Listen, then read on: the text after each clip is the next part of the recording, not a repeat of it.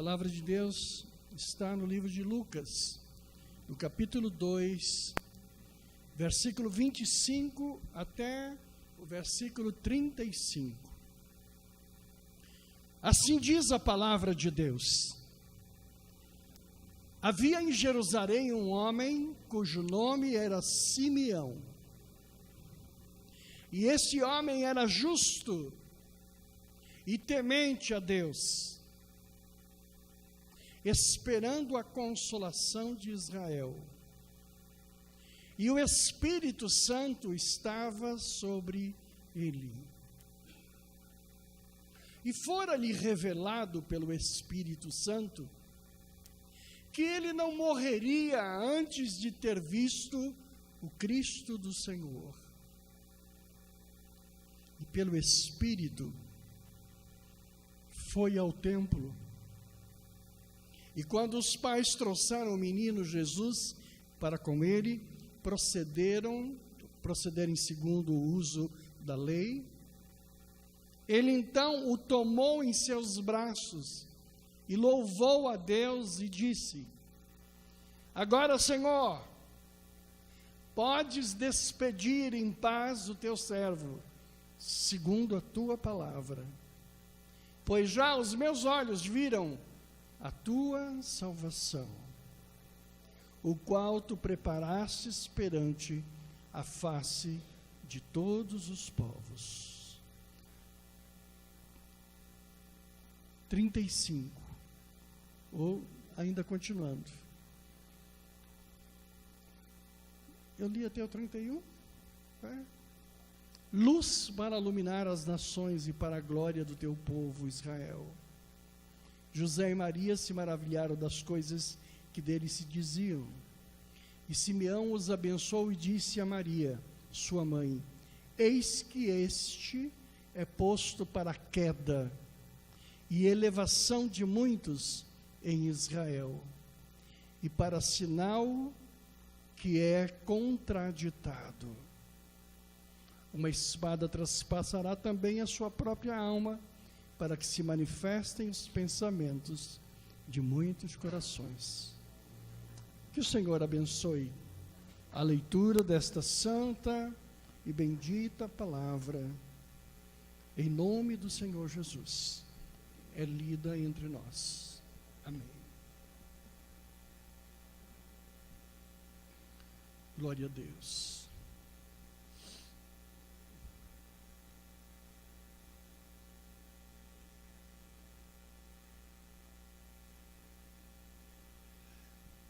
Para você entender um pouco a palavra de Deus, quero dar um pequeno ensinamento a respeito do Espírito de Deus, o Espírito Santo.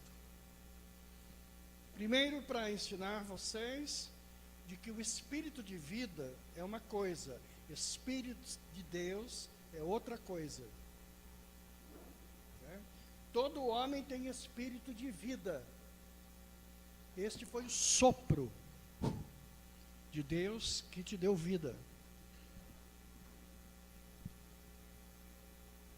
Porém, o Senhor Jesus foi quem trouxe o Espírito de Deus. O Espírito de Deus, o Espírito Santo, não é espírito de vida, é outra dádiva diferente. Tanto que você que tem o Espírito de Deus, você tem as duas coisas, o Espírito de vida e o Espírito de Deus. Amém? Você tem esses dois poderes. Mas as pessoas confundem. Senhor, mas eu não tenho o Espírito também? Você tem o de vida. O de Deus, só você e Deus pode avaliar melhor isso. Então isso é importante. E é muito importante explicar para vocês também, porque a igreja tem que cumprir esta função tão importante, de que de Abraão até o Novo Testamento, do Gênesis até o Novo Testamento, o Espírito Santo estava entre nós. Mas era uma porção do Espírito Santo. Porque é diferente do Novo Testamento para frente. Com a vinda do Senhor Jesus do Novo Testamento, antes de Atos capítulo 2, que é o derramamento do Espírito Santo, ele vinha em porção. É por isso que Eliseu disse para Elias: eu quero porção dobrada. Quando você vê um crente falando, eu quero porção dobrada do Espírito Santo, ele não conhece a palavra. Por quê? Porque o Espírito Santo no Novo Testamento não é uma porção. Do Novo Testamento, a partir de Atos, é uma plenitude. Sabe, você é tomado, não é uma porçãozinha, ou uma porção média, ou uma porção grande. Nós somos tomados por uma plenitude. Então você não pode dizer assim, me dá o dobro da plenitude. Não existe. O dobro existia no Velho Testamento. Amém? Você está entendendo isso? É muito importante este entendimento. Até Atos dos Apóstolos é um tempo. Depois de Atos dos Apóstolos é outro tempo. E é chamado agora da dispensação da graça. Nós vivemos na dispensação da graça. E antes de Atos era uma outra dispensação que outro dia eu falo para vocês. Porém, é muito importante saber que as promessas de Deus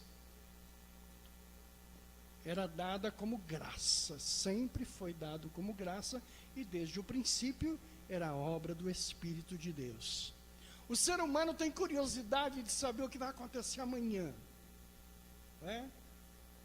As pessoas querem saber o que vai acontecer. O que vai acontecer comigo? Há uma diferença entre querer ler o futuro, o que é diabólico, é diferente da promessa de Deus para o futuro. A promessa que vem pela palavra e pelo Espírito de Deus.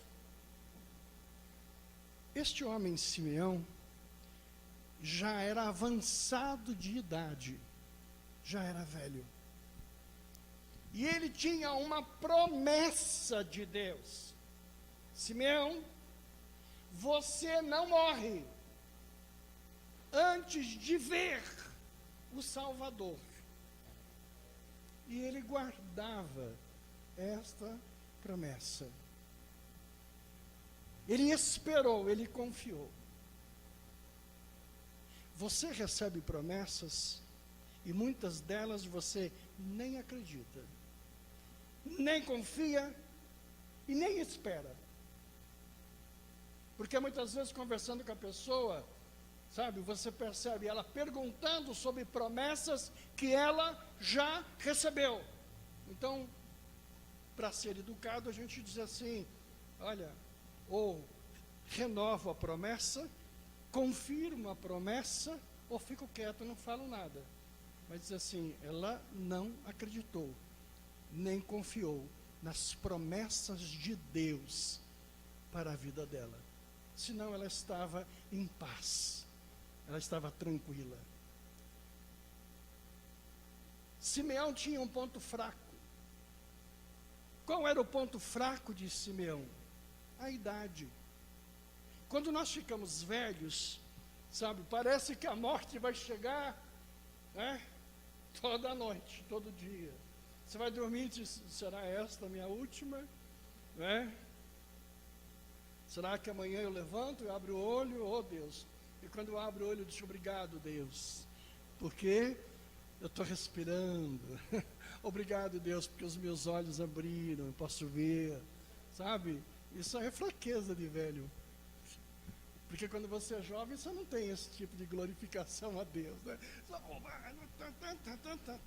Já levanta doidão. Simeão estava velho. E certamente o diabo devia fustigá-lo. Disse, você está velho, você vai morrer. Você vai morrer, você vai morrer sem ver a bênção de Deus. E o diabo faz a mesma coisa com você. Você não é velho como Simeão, mas você é uma pessoa que tem pontos fracos. E nos pontos fracos que você tem, o diabo diz, não vai receber, não vai receber, e não vai receber, e a promessa não vai se cumprir. E normalmente nós, ouvimos.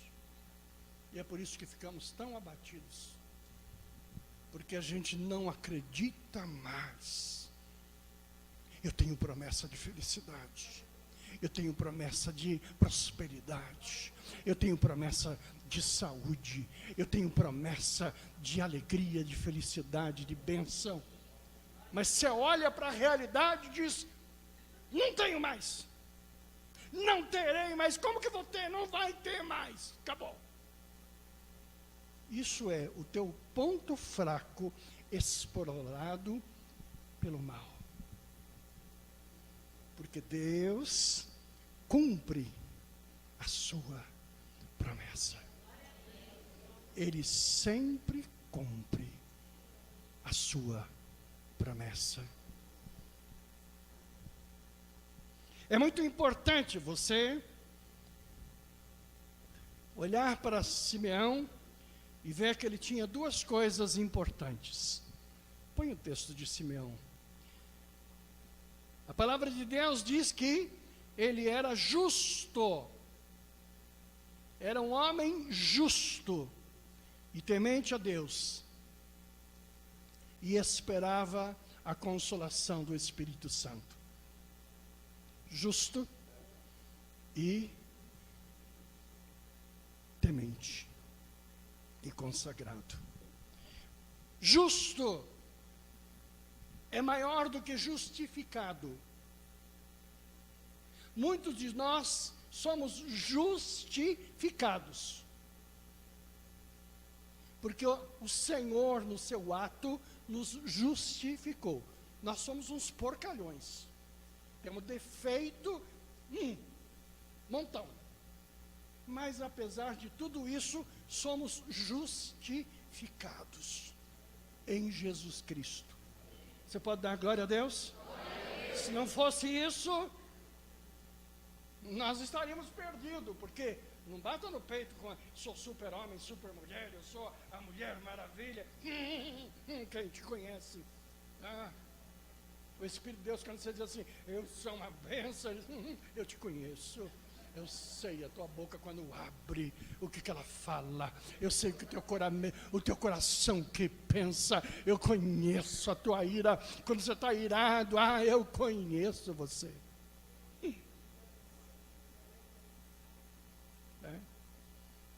Outro dia alguém estava falando comigo assim, e eu disse, meu querido, não dá para comprar você. Quem te conhece, não te compra. Não vem posar aqui de santarrão, que de santarrão você não tem nada. Mas é justificado, isso já é uma bênção. Simeão não era justificado, Simeão era justo. Um grau a mais. Esse velhinho era pipoca, ele era bênção, ele era justo. Eu queria que Deus desse a mim este grau. Você é um homem justo. Olha que bênção de Simeão. E abençoado de Deus, o Espírito do Senhor estava sobre ele. Olha que coisa interessante. Nós estamos lendo Lucas 2. A vinda do Espírito Santo veio em Atos 2. Você pergunta assim, pergunta, pastor, por que ele tinha o Espírito de Deus de forma tão plena, por ser justo, se o Espírito de Deus desceu só lá em Atos 2? Porque ele era um homem que estava na frente do tempo. Quando o Espírito de Deus está sobre você, você está na frente. Quando o Espírito de Deus não está em você, você está atrasado. Simeão era um homem velho, sim. Dias por poucos, mas justo, e o Espírito Santo estava sobre ele. Algo abençoado. Aliás, a presença do Espírito Santo é algo importante. Eu sempre tenho aqui um castiçal memorável. Hoje, por acaso, não tem nenhum aqui. Muita gente não sabe o que é aquilo, pensa que é um símbolo de Israel. E é. O castiçal significa as 7 igrejas do Apocalipse. As 7 igrejas que estão contidas no Apocalipse. Mas, para os crentes, o castiçal tem o sentido de que, no meio, o Espírito de Deus. E nos demais, as virtudes do Espírito de Deus. Os 7 Espíritos de Deus. Então coloque Isaías 11. Isaías 11. Por isso quando você vê aqui, dizer, viramos uma sinagoga, é símbolo cristão também. 7 Espíritos de Deus. No meio, a presença do Espírito de Deus. A presença da luz maior. Isaías disse, profetizando, e repousará sobre ele o Espírito do Senhor, e o Espírito de sabedoria, de inteligência, de conselho, de fortaleza, de conhecimento e de temor do Senhor. Estes, para nós não importa as 7 igrejas do Apocalipse, mas importa os 7 Espíritos de Deus. Todos que estão debaixo da unção de Deus, ele leva consigo também os 7 Espíritos de Deus, Espíritos do Senhor. O homem de Deus, deixa Isaías mesmo, o homem de Deus, a mulher de Deus, ela pode não ter escolaridade nenhuma, ela pode, soletrar o seu nome, mas sobre ela está o Espírito de sabedoria. Por isso que muitas pessoas não entendem, como pessoas que são incultas. Quando os discípulos saíram e pregavam com toda a força, ousadia e intrepidez, de quem são esses caras, meus? Esse era pescador, esse aqui e pregam com tanta sabedoria. O Espírito de sabedoria está sobre nós. Algo espiritual. Põe a mão sobre a tua cabeça. Diga, o Espírito de sabedoria está sobre minha cabeça.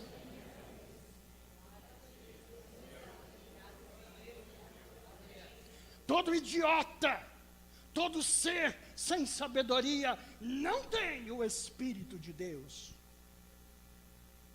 Não tem como talento, não tem como virtude, não tem como DNA e não tem de forma sobrenatural. Porque sabedoria é dádiva do Espírito de Deus. Deus.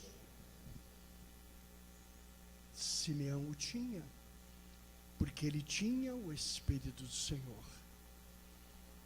Quando você está no melhor da tua espiritualidade, você vê coisas, você tem percepção, você tem sensibilidade, você diz, será que eu sou o que está acontecendo comigo?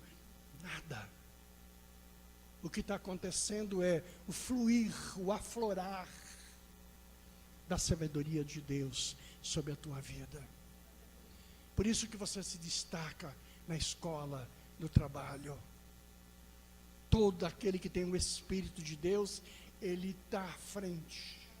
Ele está à frente.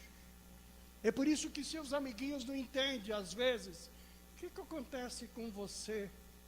Nada. É só a sabedoria de Deus que está aqui nessa cabecinha maravilhosa.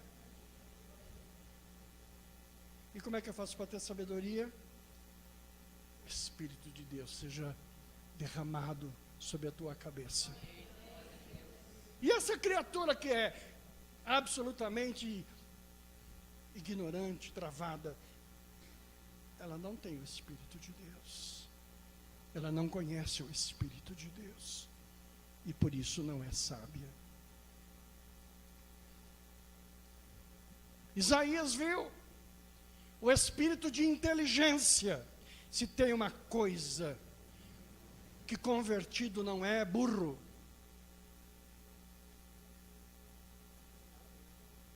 Se tem uma coisa que os cristãos não são, são burros. Nunca diga assim, você é um burro. Nunca diga para o teu filho, você é um burro. Ele é um abençoado de Deus. O espírito de inteligência está sobre ele. Sabe? Você pode ser um molenga. Você pode ser um preguiçoso. Você pode não exercitar a sua inteligência. Na quarta-feira aqui eu pregava duro no culto da família. E eu estava dizendo os malefícios da televisão. E a turma ficou arrepiada. Porque eu fiz alguns conceitos não teológicos, mas científicos de quando você fica à frente da televisão, você aguça o sentido da visão, do ouvido, e o cérebro aprecia demais a visão e o ouvir. Mas quando você está em frente à televisão, você não evolui, você não pensa. Você está conectado com aquilo. Aquilo que vem de lá vai para a sua memória, para o seu cérebro, e é registrado daquela forma. Porque você não pensa. Quando você vê novela, você assiste novela, mas você não reflete, você não pensa. Aquilo registra no teu cérebro todas aquelas contradições. Ao ver a televisão, você não evolui, como você retrocede. A medicina orienta que não deixemos nossos filhos de 6 anos para baixo o dia inteiro diante da televisão. Uma das formas da dislexia é desenvolvida nesse período até 6 anos. Porque ele vê aquilo ali e a cabecinha dele não evolui, não trabalha. Para que haja uma evolução do cérebro é preciso que ele se movimente. Por que é ótimo estudar línguas? Eu sempre digo para os meus velhinhos, inglês, vamos para a escola de inglês, vamos aprender línguas. Porque aprender línguas é um exercício maravilhoso para o cérebro. Por que a cama faz o teu cérebro parar? E trabalhar faz bem. E quando o homem para e não faz mais nada, morre. Porque ele estaciona. Sabe, você dormir 20 horas por dia, você levanta, está ali, meio mané, meio... né? Você está retrocedendo.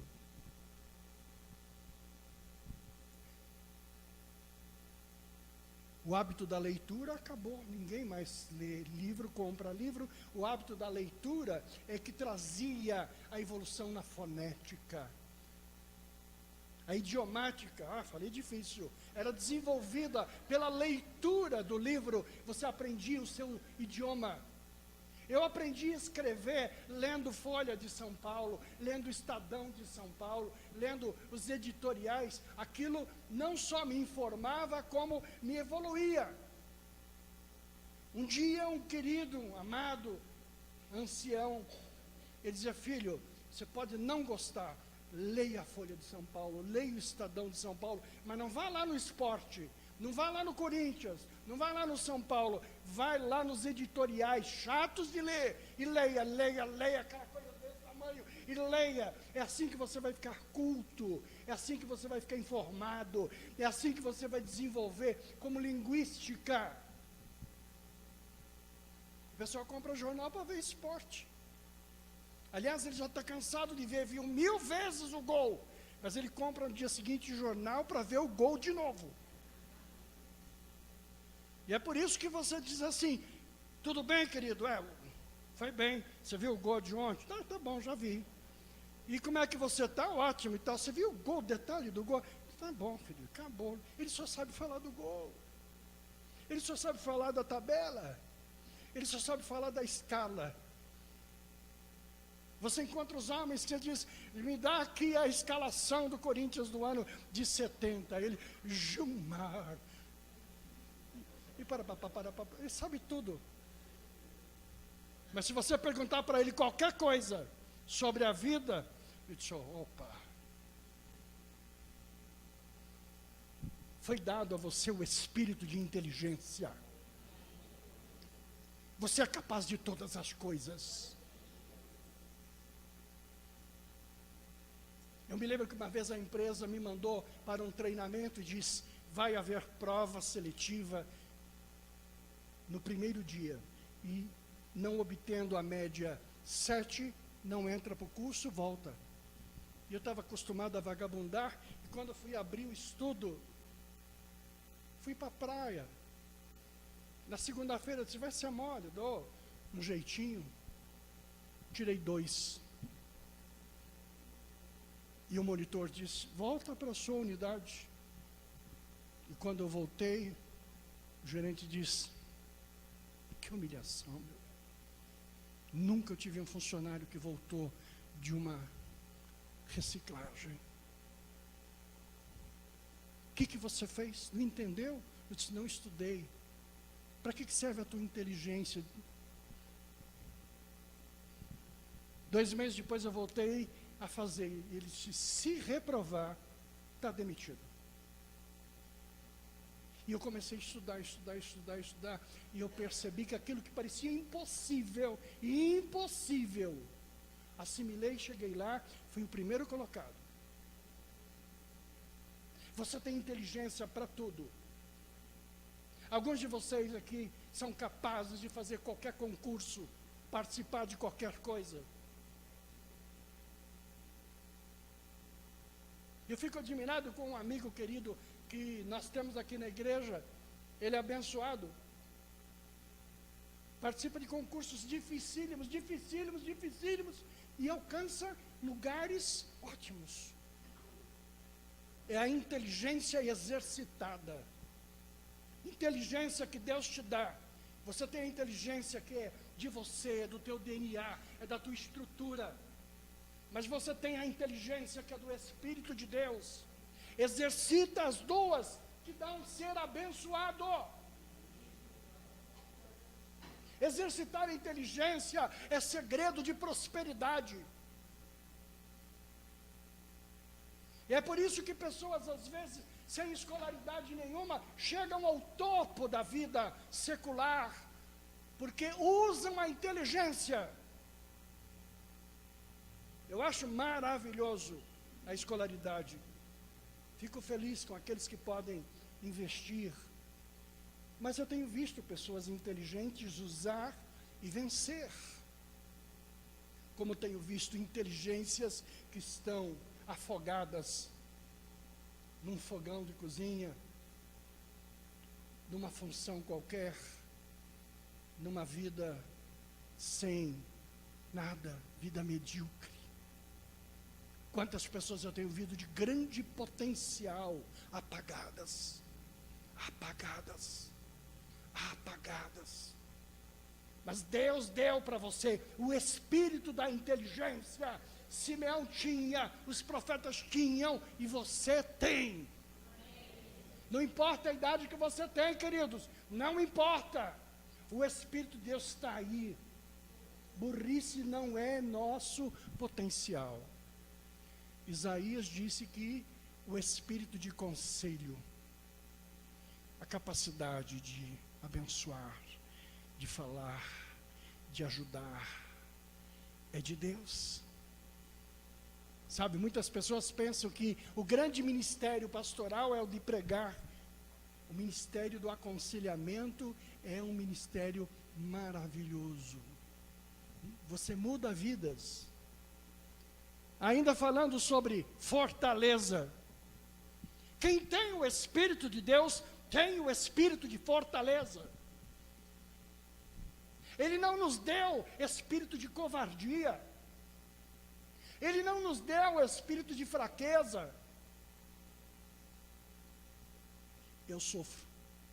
Você sofre. Todos nós sofremos. Temos perdas de todos os níveis.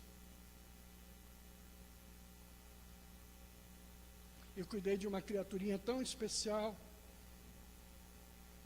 que ele por várias vezes tentou se suicidar.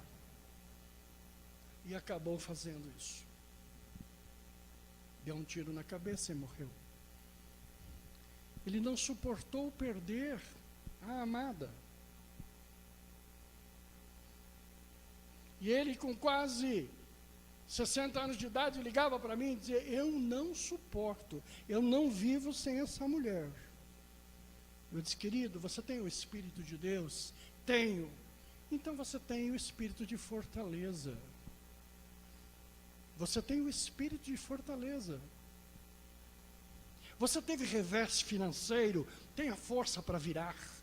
Você teve um revés sentimental, tenha força para virar. Você teve um revés material, espiritual, tenha força para virar. Ontem você estava sentado no trono da abundância, hoje você está apertadíssimo, sem dinheiro nenhum. Tenha força para mudar, porque sobre você repousa o Espírito de Deus, o Espírito de fortaleza. Quando você desiste da vida, queridos, eis aqui uma pessoa cujo Espírito de Deus não habitou.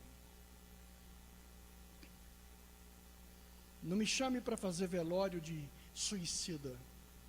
Eu não vou. Porque eu não tenho o que falar de um fraco. Eu só tenho uma exceção para isso. São as patologias psiquiátricas de alguém que, fora da sua lucidez, perpetra um ato de suicídio. Mas não me chame para ir lá servir de hipócrita num velório de alguém que morreu. Morri de amor. Você morreu de fraqueza, cara. Você morreu porque você é mole. O Espírito de Deus está falando. Lamente a perda das pessoas que te impressionaram, mas não morra por elas. Homem nenhum merece que você morra. Mulher nenhuma merece que você morra. Que bom que tivesse com você. Não está? O Espírito de Deus que me faz inteligente, forte, vai continuar me abençoando. Amém ou não amém? Espírito de inteligência, espírito de fortaleza, de conhecimento e de temor. Conhecimento das coisas de Deus e temor do Senhor.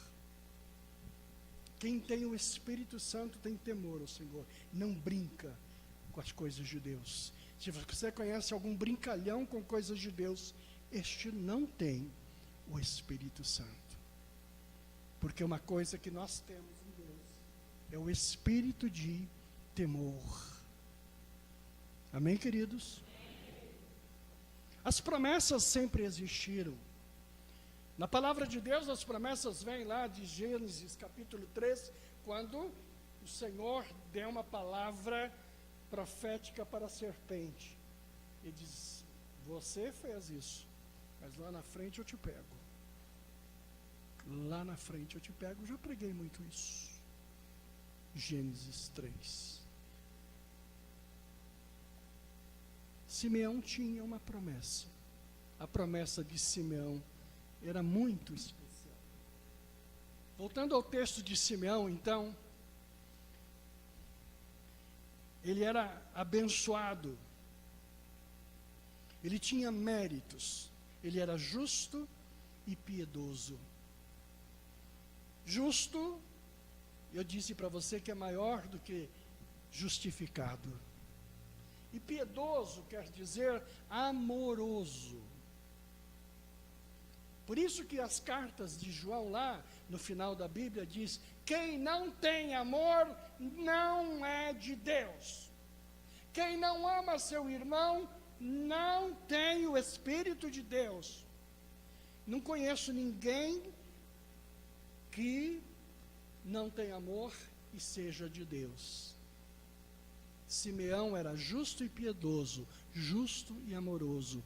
Tenha o teu coração piedoso, cheio de amor, em todos os sentidos, para todas as pessoas e para Deus.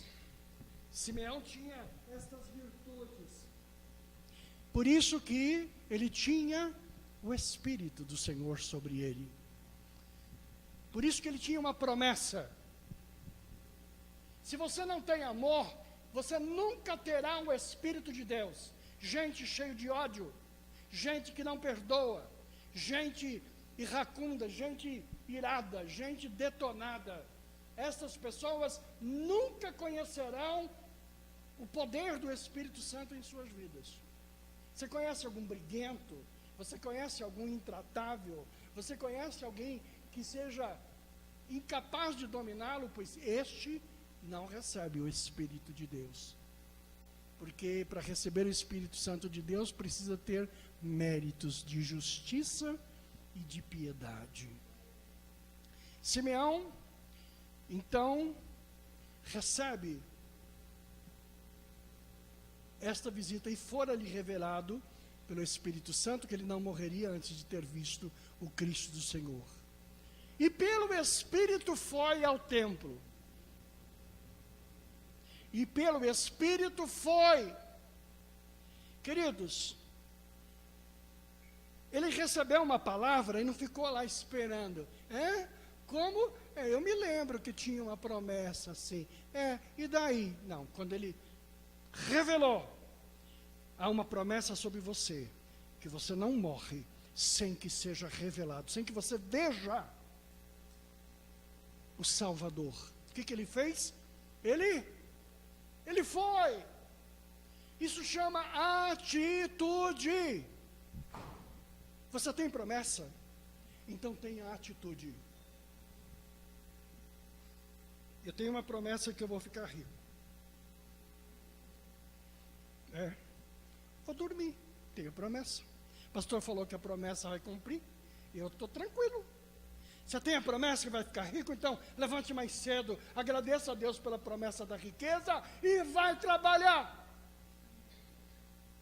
E fui. Simeão foi exatamente isso. E eu fui. Ele tomou atitude. Ele tomou atitudes. Agora é a minha hora. Naquele tempo havia o grande templo construído por Herodes.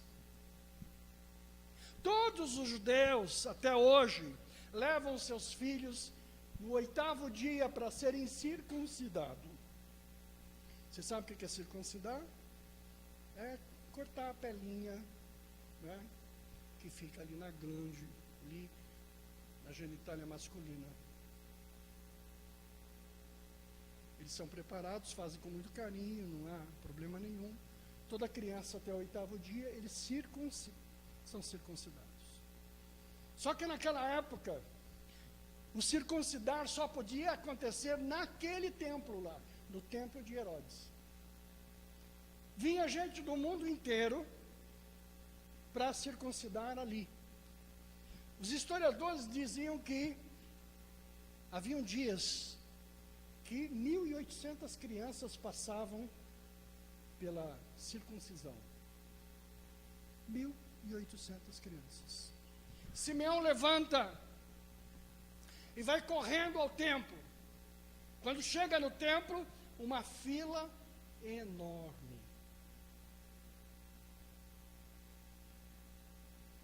Pai, mãe e o bebê a ser circuncidado. Agora você imagina, em 1.800 casais, quem é o Salvador que Simeão vai ver? Há uma dificuldade sempre grande das pessoas que não têm o Espírito de Deus, de saber quem é, quando é. As manifestações, as leituras. Ele poderia chegar na fila e dizer, vão olhar para a mãe, vou achar uma mãe bem cheia de joias aqui, deve ser a mãe do Salvador. Mas Maria estava com o bebê envolto em saco e em pano. Ela e José ali do lado para cumprir a lei que todo judeu cumpre. E agora então chega Simeão. Não foi difícil para ele, porque ele tinha o Espírito de Deus, ele tinha inteligência, ele tinha entendimento, ele tinha o conselho, ele tinha a fortaleza, ele tinha tudo. Ele olhou na fila, esta. E agora então, ele chega e não há nenhuma reação de Maria nem de José. Ele vê, ele pega, ele abraça, ele levanta. Porque as promessas de Deus para a tua vida, elas são palpáveis. Promessa de Deus não é conversa, não é sonho. Promessa de Deus é coisa que você vai ver, é coisa que você vai pegar, é coisa que vai mudar a tua vida, é coisa que você vai ter contato. E aí então, ele pega a criança, versículo 28, ele então tomou em seus braços, louvou a Deus e disse, agora Senhor, podes despedir em paz teu servo. Ele falou assim, agora pode me levar, que já se cumpriu, pois os meus olhos já viram a tua salvação. Coisa maravilhosa. Os meus olhos viram, as minhas mãos tocaram. Eu posso abraçar. Diga assim, a promessa de Deus que eu tenho, eu verei com os meus olhos. Eu tomarei nas minhas mãos. Eu abraçarei.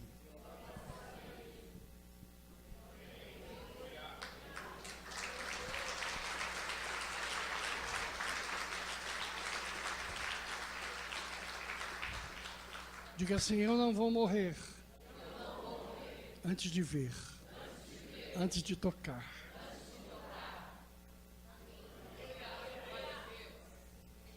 Aqui está cheio de gente que já nem espera mais nada. Deus vai te dar uma casa. Será? Você tem uma promessa de um filho? Então espera que o filho venha. Você vai abraçar e vai tocar. Todas as circunstâncias são contrárias. São. Mas promessa é promessa. Né? Você vai ver na sequência. Pode ir por 34. Luz para iluminar as nações e para a glória de Israel. Ele está falando E Simeão os abençoou e disse a Maria, sua mãe: eis que este é posto para a queda e elevação de muitos em Israel, e para sinal que é contraditado. Sabe o que tem mais em nossas vidas, queridos? É contradição. A presença do Senhor, nossa vida, traz contradições. Por isso que quando você aceita, normalmente você briga com família, familiar não quer te ver mais, as pessoas te odeiam, você perde amigos, você perde parente, filho vai embora de casa, a gente se afasta, porque é um contraditório. Receber o Espírito de Deus é contraditório. É algo que mexe com a tua estrutura. Pessoas vão te amar por isso, pessoas vão te odiar por isso. Vai construir e vai destruir.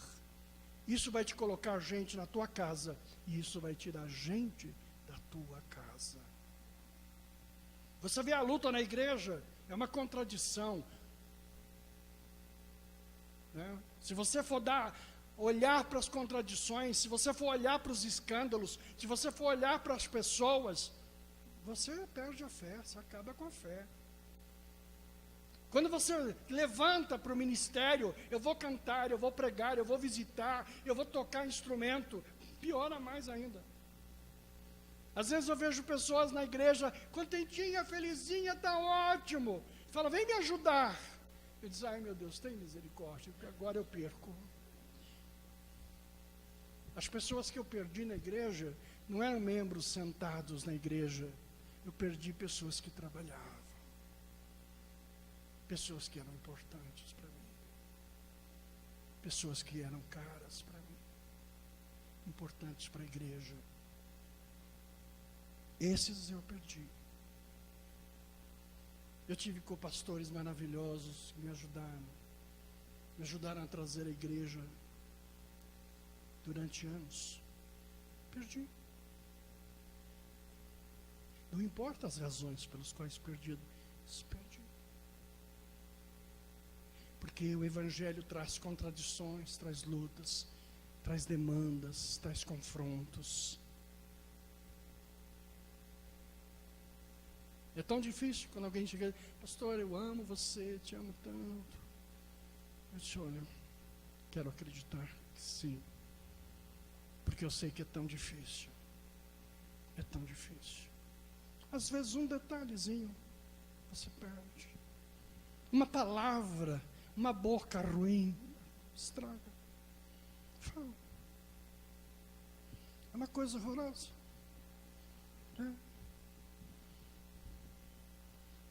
Domingo retrasado, a Ieda deu uma feijoada gostosa, sobrou tanta feijoada, a Ieda dividiu bonitinho, deu um pouquinho para cada um.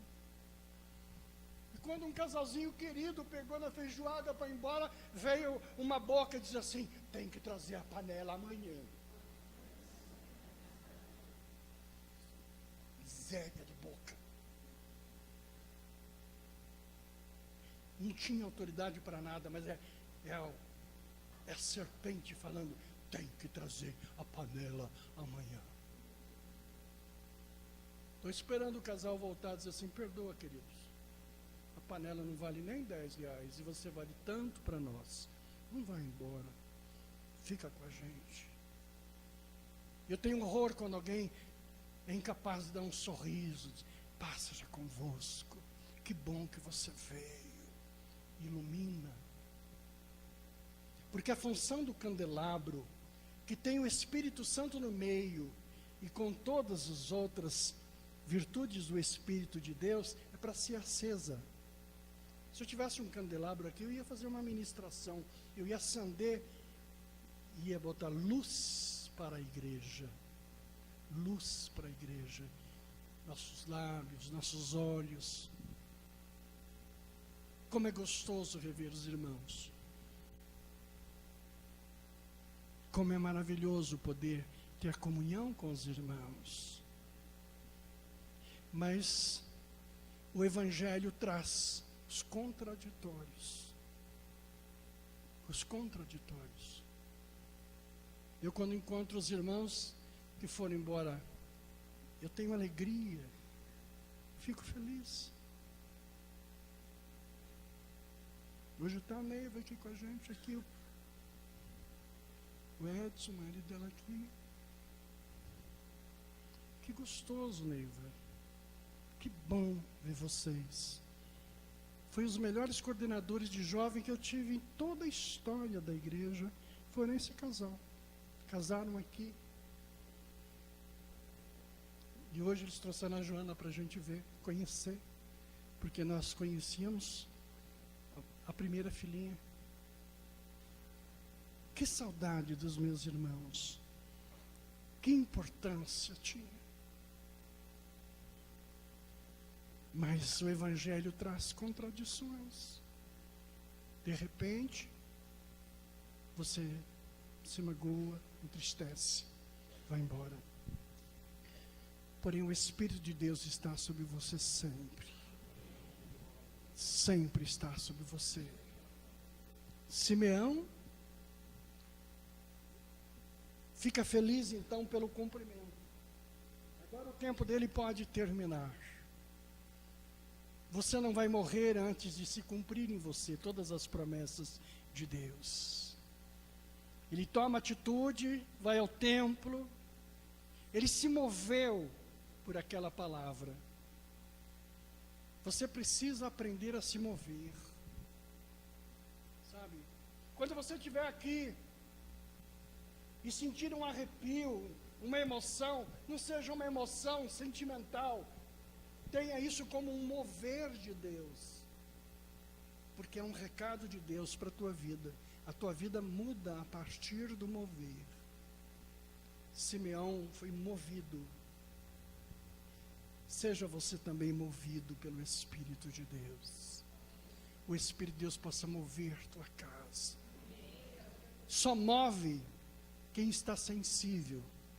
Todo ser que é duro, sabe, que é muito racional, ele deixe-se mover.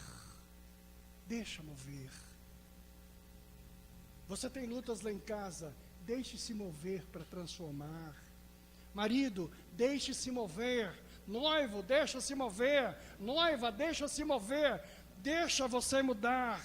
Deixa evoluir. Deixa o Espírito de Deus tratar você. Ele cura, Ele trata, Ele desenvolve você. Não seja turrão, não seja bloqueado, sabe? Abre o teu coração e diga: Senhor, mova, mova, mova, mova. E eu tomo atitude diante do mover, na direção de ser abençoado. A palavra de Deus fala sobre esse poder que Simeão deixou. Esta noite, a palavra é esta: você não vai morrer antes da promessa se cumprir.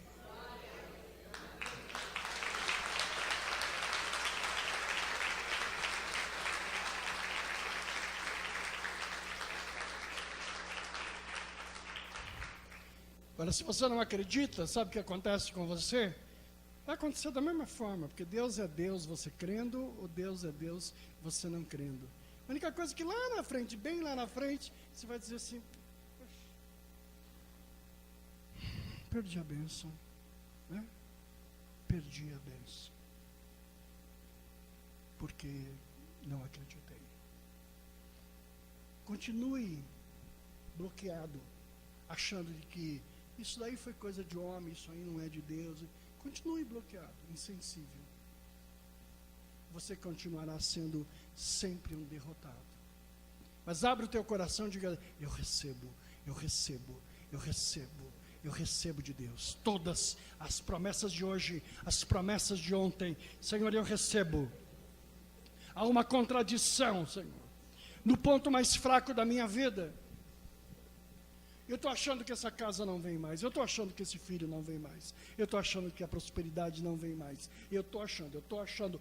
Por todas as expectativas que estão aí, são frustrantes.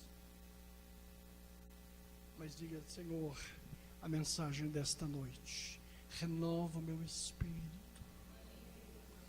Eu vou continuar esperando você. Em nome do Senhor Jesus.